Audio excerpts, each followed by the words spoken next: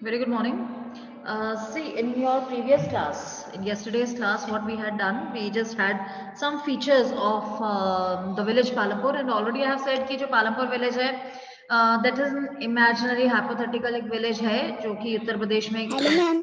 बताया गया है, right? अदरवाइज एक्चुअल में ये एक सिटी भी है, एक हिल स्टेशन भी है हिमाचल में, बट उसका इस विलेज से कोई कनेक्शन नहीं है। ये एक इमेजिनरी स्टोरी सी बना रखी है जिसमें उसको उनको XYZ they would have given any of the name, right? They would have given any of the name to this village, they had named it Palampur, right? So anyhow हमने इसके बारे में पढ़ा पिछली क्लास में कि many features are there, that it's a perfect and advanced type of village जहाँ पे इलेक्ट्रिसिटी भी है और पक्की रोड्स हैं, that village is connected to the near by town also, the people are engaged in the farming and even the non farming activities, right? We also covered the all ways or all factors of production which are required to produce anything. सबसे पहली बात तो ये होती है कि हम लोग प्रोड्यूस करते ही क्यों हैं, what is the aim of the production, right? Aim क्या होता है? हमें अपने लिए वो सारी चीजें प्रोड्यूस करनी जो हमें जरूरत है, right? So whatever we need in our life, that to produce those things, that is our major aim, right? तो उसके लिए हमें कुछ factors of production जो है वो required होते हैं, जो हमने कल थोड़ा सा introduction पढ़ा था.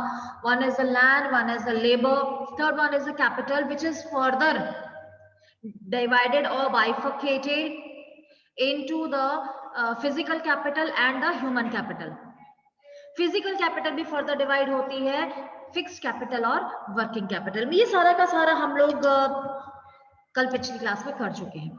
Now one by one we will talk about all these four factors of production, right? सबसे पहला हमारा फैक्टर ऑफ प्रोडक्शन क्या है? लैंड. और इस लैंड का सबसे बड़ा कंस्ट्रेंट क्या है? The basic constraint in this factor of production is that land is fixed. हम लेबर बढ़ा सकते हैं, लेबर कम कर सकते हैं, हम पैसा बढ़ा सकते हैं, पैसा कम कर सकते हैं, but we can not increase the land. Land fixed है और ये सबसे बड़ा एक ड्रॉबैक है जिसे हम कहते हैं a basic constraint in the production.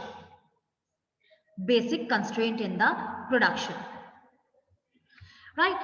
Now as far as land is concerned, we also know the farming जो है पालमपुर का main occupation है, and 75% of the people who are working are dependent on farming.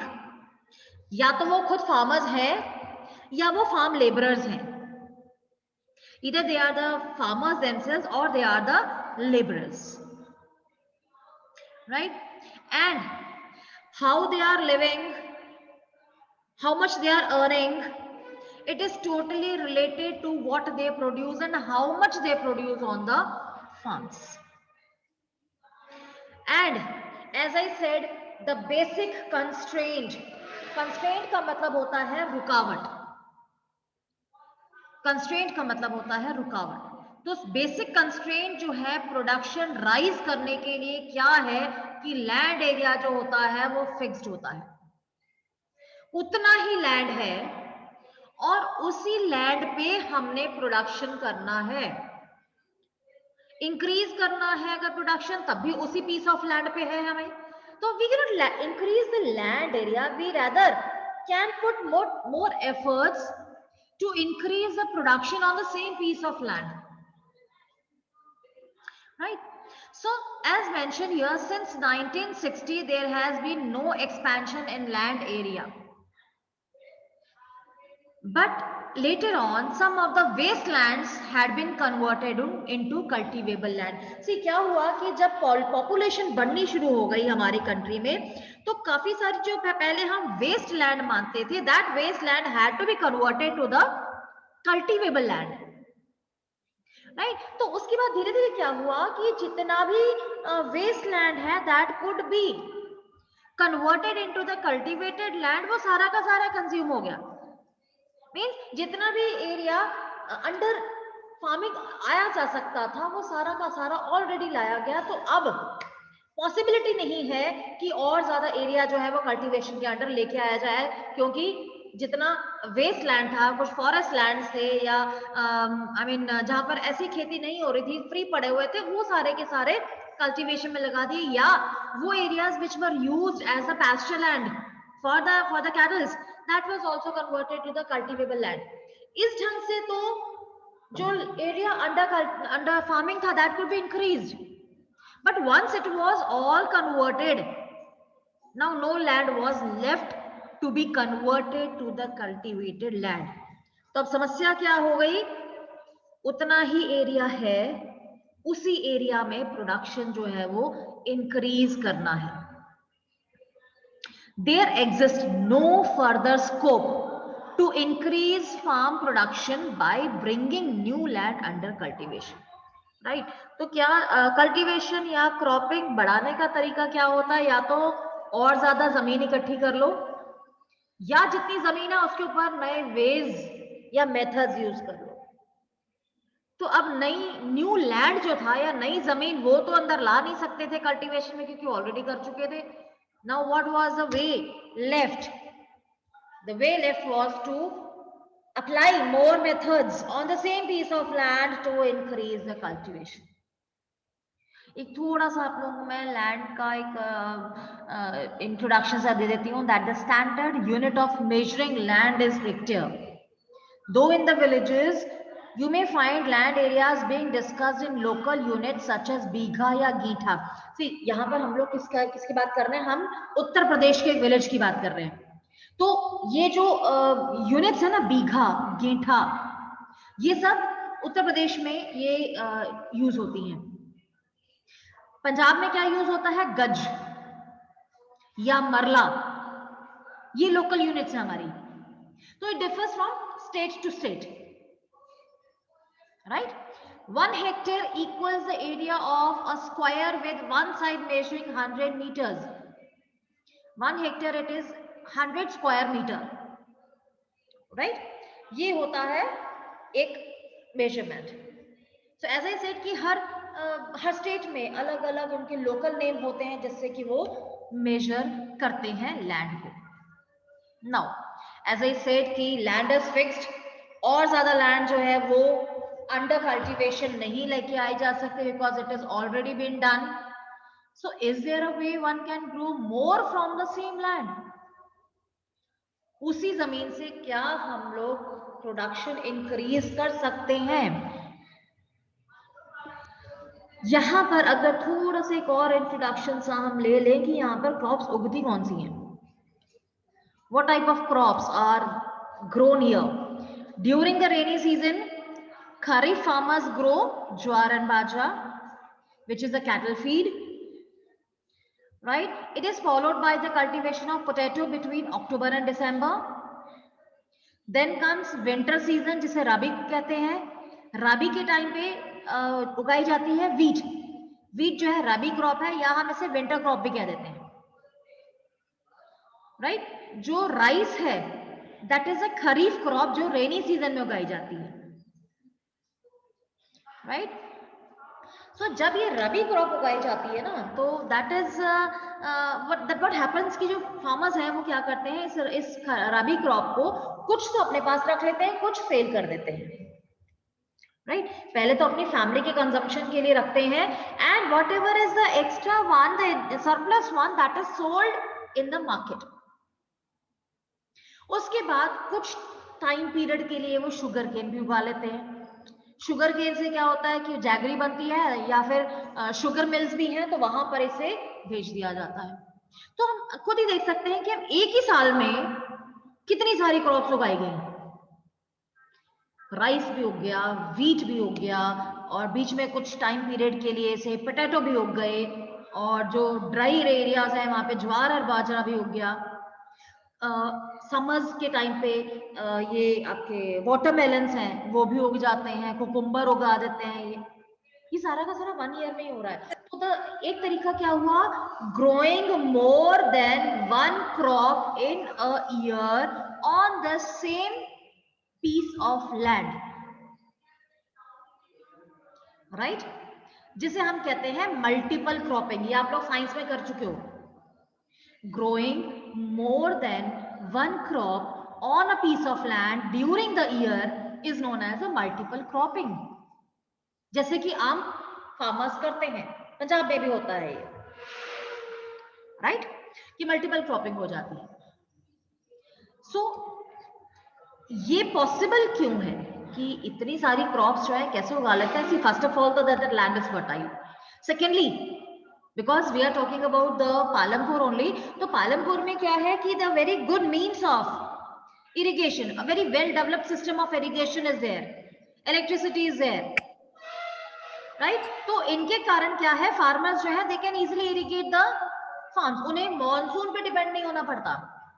Had they have to depend on the monsoons, they would have not been able to grow so many of crops, क्योंकि जो भी crop उगाओगे उसको पानी तो चाहिए ना। अब हर बार monsoon पूरा साल तो आता नहीं है, तो when the monsoon is not there, so they are having a very well developed system of irrigation, जिससे कि ये इरिगेशन करते हैं और ज्यादा से ज्यादा क्रॉप्स जो है वो उगाई जाती हैं।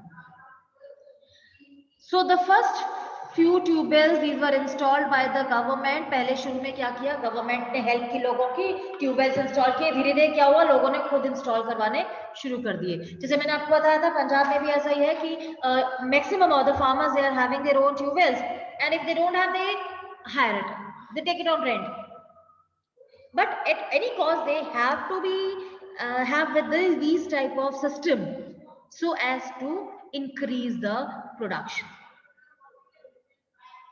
राइट। हर विलेज में ऐसा नहीं है कि इतना हाई लेवल ऑफ इरिगेशन है। कुछ एरियाज ऐसे हैं जहां पर इरिगेशन का लेवल बहुत कम है, स्पेशली डेक्कन प्लेटेव हार्ड एरियाज हैं। यहाँ पर जो वाटर टेबल है, अंडरग्राउंड वाटर टेबल, वो बहुत ज्यादा नहीं है। ड्राई एरिया है, रॉकी एरिया है, तो द वाटर डजंट सीप इन द सॉइल, राइट। और यहाँ पर of the total cultivated area in the country little less than 40% is irrigated even today. अभी भी जितना भी हमारा कल्टिवेशन के लिए जो लैंड है, सिर्फ 40% ऐसा है जो that is under a very highly developed way of और the method of irrigation, right? So here we will now underline this definition which already I have told, to grow more than one crop on a piece of land during the year is known as a multiple cropping। एक चीज इसमें मैं आपको और बताऊंगी जिसमें कि आपने कंफ्यूज नहीं होना है further. One term is there multiple cropping, one term is there mixed farming. एक टर्म होती है मल्टीपल क्रॉपिंग, एक टर्म होती है mixed farming. Both are the different terms, right? What happens कि the students often get confused। Multiple cropping क्या है, जैसे अभी बताया, to grow more than one crop on a piece of land during the year. Whereas mixed cropping क्या होती है, ये वो टाइप की क्रॉपिंग है जहां पर जो फार्मर्स हैं वो क्रॉप्स भी उगाते हैं और साथ में कैटल्स भी पालते हैं,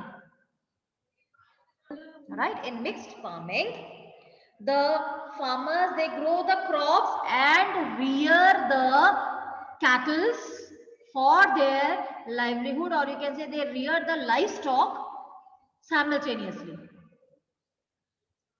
right? At the same time, you can say उसे हम कहते हैं मिक्स्ड फार्मिंग। तो आप लोगों ने इसमें कंफ्यूज नहीं होना है, और ये I mean often the students get confused, right? So as far as Palampur is concerned, it is a most common way of increasing production। जो multiple cropping होती है ना, that is the most common way to increase the production। And all farmers in Palampur, they grow at least two main crops। Many are growing potato as the third crop in the past 15 to 20 years। Punjab में क्या है, major to crops होती हैं, wheat and rice, third one potato, right? And in some areas watermelon, the cucumber, ये vegetables होती हैं ये भी उगाई जाती हैं। तो ये क्यों उगा पाते हैं, ये जो वेजिटेबल्स होती है ना या पोटैटोज होता है, इनका बड़ा शॉर्ट सीजन होता है। इनका बड़ा ही शॉर्ट सीजन होता है। तो जो फार्मर्स होते हैं ये जब एक क्रॉप हार्वेस्ट करते हैं और दूसरी जब सोइंग सीजन होता है उसके बीच में जो टाइम पीरियड होता है उसको ये ऐसे ही यूटिलाइज कर लेते हैं। So they are in a position to grow more and more crops, right. एक तो ये तरीका था, राइट। नाउ कुछ क्वेश्चंस हैं यहाँ पर। If we say is it important to increase the area under cultivation irrigation, ये है आपका एक क्वेश्चन, कई बार आ जाता है। It is very important also. Is it important to increase the area under irrigation, why? सबसे पहली बात तो ये है कि हम मॉनसून पे डिपेंड नहीं रह सकते। We can not depend on the monsoon every time. Secondly, the seeds which the farmers are using nowadays, that requires more and more water, right?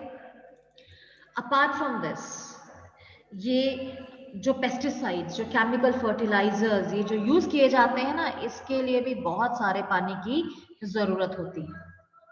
जितने भी मॉडर्न फार्मिंग मेथड्स हम यूज कर रहे हैं, all these modern farming methods requires lot of water.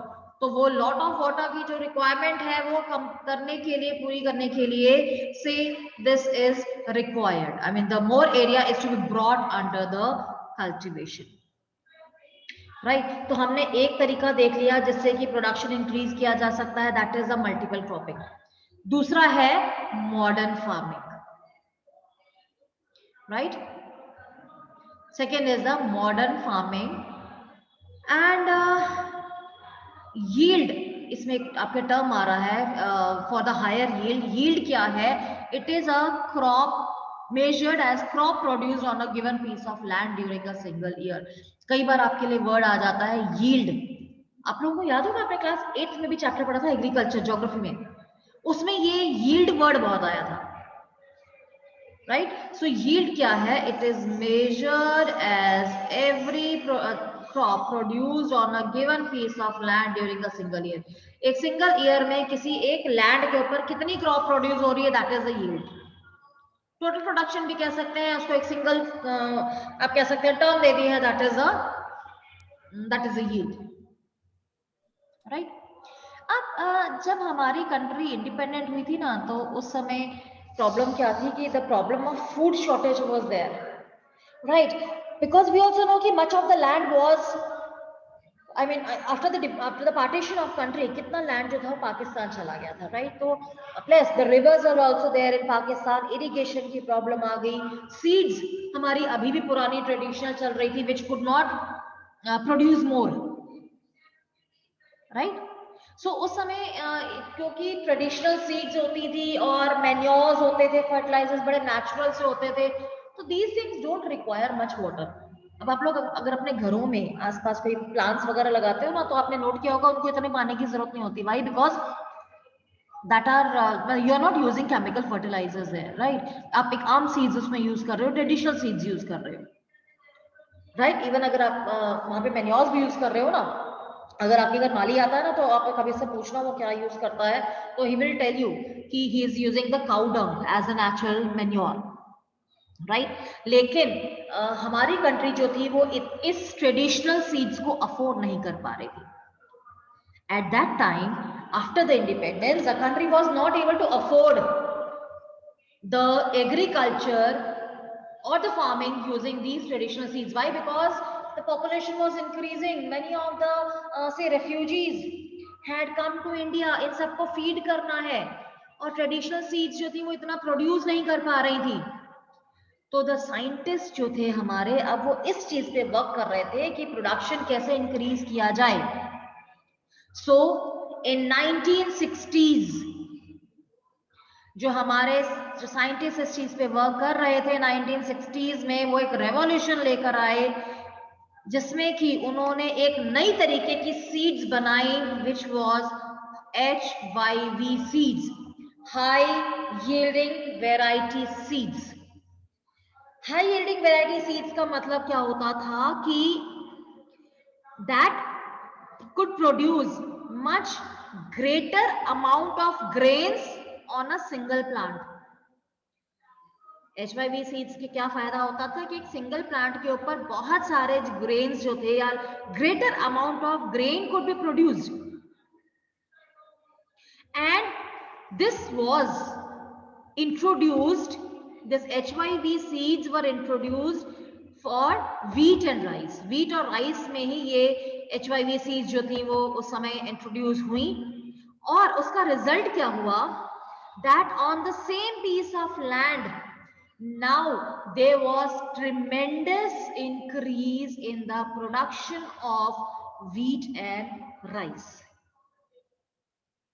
बहुत ज्यादा quantity जो थी वो फूड ग्रेन्स की अब पॉसिबल हो पा रही थी. तो इसे हम ग्रीन रेवोल्यूशन का नाम देते हैं. Why green revolution? क्योंकि एक तो ये जो फार्मिंग है, जो भी हमारे प्लांट्स होते हैं, दैट डेफिनेटली वो एक ग्रीन कलर के होते हैं, और इनके प्रोडक्शन में इतना ज्यादा एक आप कह सकते हैं इंक्रीज आया कि that was a sort of revolution at that time.